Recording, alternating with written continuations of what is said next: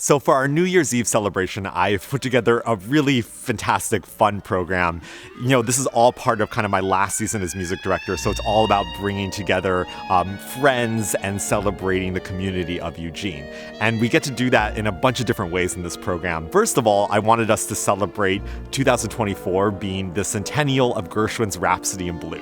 You know, one of the most influential and beloved works of American music. And what better way to ring in the new year than with a performance of Rhapsody in Blue. So we're delighted to have that be kind of a centerpiece of the program. But then also throughout the program, we're featuring vocalist Halie Loren, an incredible jazz singer and songwriter, and actually an artist who I was listening to long before I came to Eugene. It's been so much fun to be able to get to know her here in Eugene. We've done a few different concerts together. I think she's just an incredible singer, and for years she was part of kind of my pre-concert playlist. I didn't even realize it, that I created of like jazz standards whenever I'm trying to kind of wind down from a concert or just trying to kind of clear myself mentally. She was actually one of those singers I was listening to pretty consistently, and somehow it just feels almost appropriate that I ended up in Eugene after having listened to her for so many years, and it's been such a joy to work together.